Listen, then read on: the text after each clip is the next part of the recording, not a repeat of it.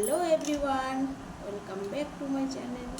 তো সবাই কেমন আছো জানাবে। আর আমিও বেশ ভালোই আছি। আর আজকে তোমাদের সাথে আমি একটা রেসিপি শেয়ার করব। সেটা হলো এইটা এটা কচু, শলা কচু বলে এটাকে। তো যারা একেবারেই ভেজ খেতে ভালোবাসে তো তাদের জন্য এই রেসিপিটা।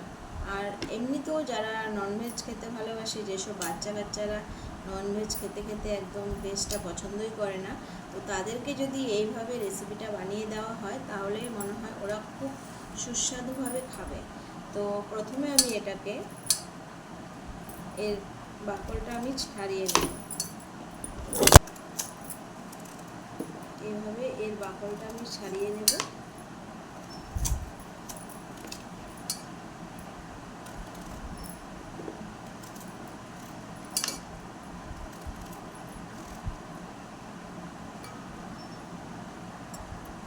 এরপর আমার এগুলো বাকলগুলো ছাড়িয়ে নেওয়া হয়েছে। বাকলগুলো ছাড়িয়ে নিয়ে আমি জলটা যাতে একেবারে না থাকে তার জন্য ছেঁকে ছেঁকে নিচ্ছি।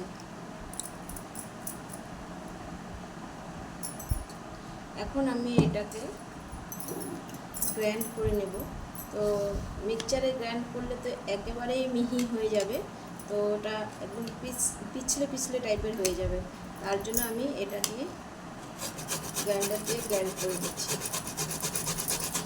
তো এই দেখো আমার এটা গ্রাইন্ড করা হয়ে গেছে। আর যদি এটা মিক্সচারে করতাম তাহলে একদম পুরো পিছলে হয়ে যেত। তো গ্রাইন্ড করাতে দেখতেও সুন্দর লাগছে, পুরো নারকেল লাগছে। তো এই রেসিপিটা আমি তৈরি করার জন্য আমার কি কি উপকরণ লাগবে আমি তোমাদেরকে সেগুলো শেয়ার করছি। তো ফার্স্ট, এটা 1 ঘন্টা আগে আমি মসুর ডালটা ভিজিয়ে রেখেছিলাম, মসুর ডালটা। আর এখানে আমি প্রয়োগ করব ওটস। তো ওটসটা আমি দিচ্ছি কারণ এখানে তোমরা যদি পারো কেউ বেসন, চালের গুঁড়ো, সুজি, যে যেটা পছন্দ মতো ইউজ করতে পারো। তো আমি যেহেতু বেসন, চালের গুঁড়ো ওগুলো অ্যাভয়েড করে যাচ্ছি এখন, তার জন্য আমি দিয়ে নিচ্ছি এখানে ওটস। তো ওটসটাকে আমি এখানে গ্রাইন্ডারে পেস্ট করে নেব। তো আমি এটা এখানে নিয়ে নিয়েছি। আর কি কি লাগবে তোমাদেরকে আমি সেটা বলছি। আর লাগবে এখানে জিরের গুঁড়ো, ধনিয়ার গুঁড়ো, লঙ্কার গুঁড়ো, সামান্য পরিমাণ হলুদ, আর স্বাদ পরিমাণ লবণ। আর তার সাথে আমি দেব আদা, কাঁচা লঙ্কা, এটা রসুন না, এটা কাজু বাদাম। তো আমি এখানে দুটোই দিয়েছি, তোমরা যদি কেউ বেশি খেতে চাও দিতে পারো, কিন্তু আমি এখানে একটু মেনটেন করে চলছি তো কোলেস্ট্রলের জন্য, তাই আমি এখানে দুটোই দিয়েছি। আর এখানে দিচ্ছি আমি কিছুটা বাদাম, আর এখানে দিচ্ছি আমি পাম্পকিন সিডটা দিচ্ছি অল্প পরিমাণ, আর তেজপাতা আর গরম মশলা। এই উপকরণগুলো তোমাদের এই রেসিপিটা বানানোর জন্য আমার লাগবে।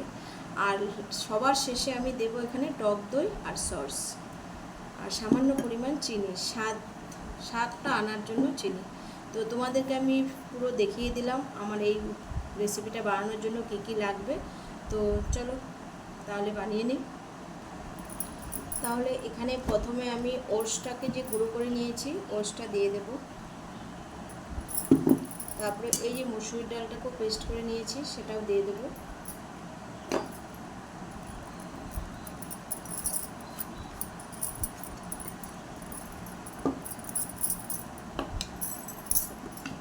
এরপর এখানে স্বাদ মতো নুন,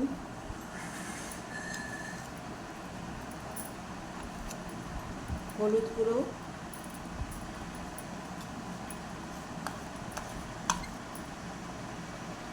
সামান্য পরিমাণ জিরের গুঁড়ো, আর সামান্য পরিমাণ ধনিয়ার গুঁড়ো।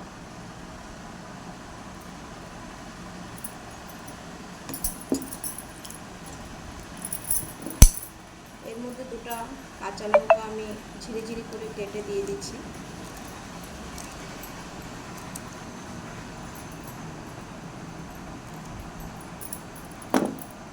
এরপর এটাকে একটু মেখে নিতে হবে।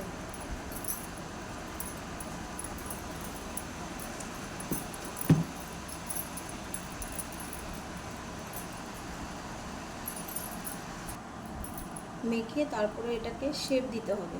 তো কেউ যদি পারো ডিমের আকারে শেপ দিতে পারো, কেউ যদি পারো আলু ছোট ছোট আলুর দম হয় সেই আলুর দমের মতো, কেউ চপের মতো, যে যেমন খুশি তেমন শেপ দিতে পারো।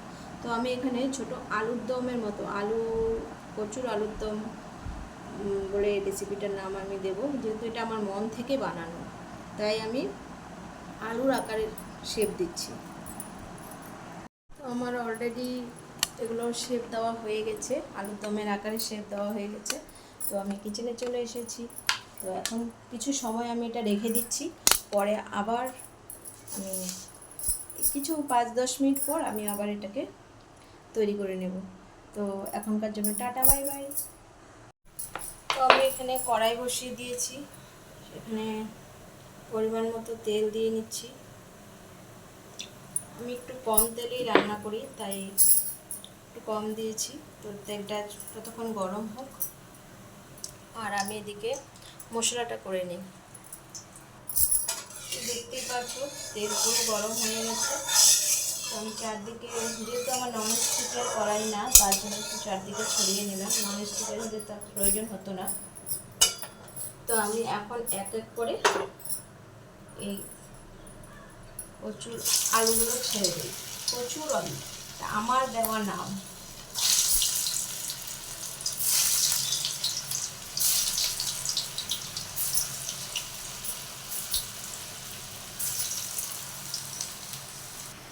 দেখো দেখতে মনে হচ্ছে যে তালের বড়া হচ্ছে। একদম লাল লাল করে আমি ভেজে নিচ্ছি।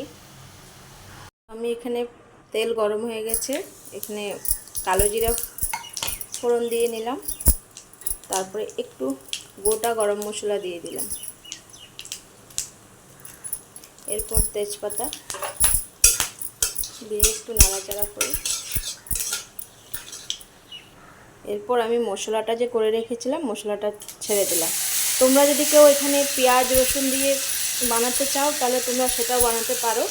পেঁয়াজ রসুন দিয়ে বড়াটা ভাজার সময় পেঁয়াজ কুচি করে কেটে দিতে পারো, আর সবজিতেও পেঁয়াজ দিতে পারো, পেঁয়াজ রসুন। কিন্তু যেহেতু আমি আজকে এটা ভেজ রেসিপি বানাচ্ছি, তার জন্য আমি এখানে পেঁয়াজ রসুন দিইনি। আমি আদা জিরে বাটা আর ধনিয়া বাটা আর এদিকে তোমার নুন হলুদ দিয়েই বানানো এটা। এখানে হলুদ দিয়ে নিলাম আর পরিমাণ মতো নুন দিয়ে এটাকে একটু নাড়াচাড়া করে কষিয়ে নিতে হবে। এরপর আমি এখানে একটু সামান্য জল দিয়ে নিলাম।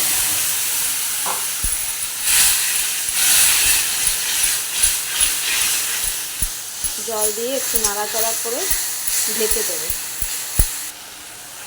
দেখো অলরেডি আমার এখানে কষানো হয়ে গেছে। এখন আমি এখানে দিয়ে দেব টক দইটা। টক দই আর সসটা যে নেওয়া ছিল সেটা আমি এখানে দিয়ে দিলাম। একটু নাড়াচাড়া করে নিই।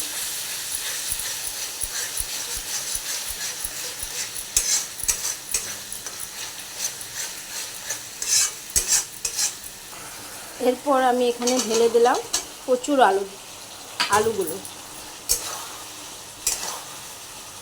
তারপরে একটু নেড়ে চেড়ে একটু কষিয়ে নিই। কেউ যদি কষা কষা খেতে চাও তাহলে এইভাবে গ্রেভি নামাতে পারো। আর আমি আজকে ঝোল বানাবো, রসা বানাবো, তাই আমি গ্রেভিটা রাখছি না। এখন এখানে জল ঢেলে দেবো। তোমরা গরম জল দিতে পারো, কিন্তু আমার ট্যাঙ্কির জল এতটাই গরম হয়ে আছে যে আমার জলটা গরম করতে হবে না।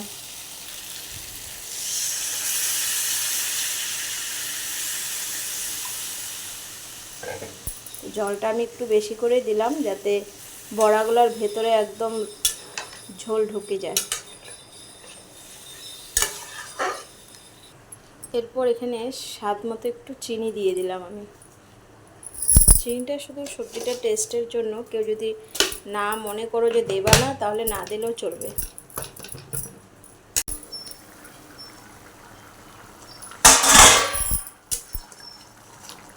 তো আমি এখন এভাবে একটু নামিয়ে নিব, যেহেতু আমি ঝোল রাখবো বলেছি, তার জন্য আমি এইভাবেই নামিয়ে নেব, কারণ পরে আরেকটু ঝোল শুকিয়ে যাবে, ঠান্ডা হতে হতে আরেকটু শুকিয়ে যাবে। তো নামানোর আগে আমি দিয়ে দিচ্ছি গরম মশলা। কেউ যদি ঘি দেওয়ার ইচ্ছে হয় তাহলে ঘি দিতে পারো, কারণ আমি ঘি খাই না, তাই আমি ঘিটা দিলাম না। তোমরা ঘিটাও দিতে পারো, কেউ ধনিয়া পাতাও দিতে পারো, যার যেটা পছন্দ, যার যে ফ্লেভার পছন্দ। আমার গরম মশলাটাই ফ্লেভারটা ভালো লাগে, তাই আমি গরম মশলাটা দিয়েছি। তো আমি গ্যাসটা অফ করে দিলাম। আমার রেডি হয়ে গেল রেসিপি কচুর আলুর দম। তো আমার রেডি হয়ে গেল কচুর আলুর দম।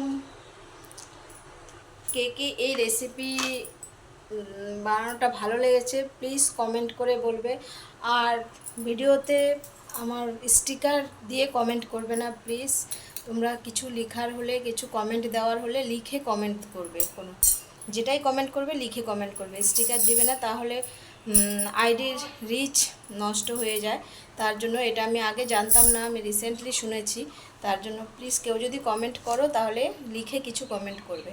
আর কার কার এই রেসিপিটা ভালো লেগেছে তারা অবশ্যই জানাবে আমাকে।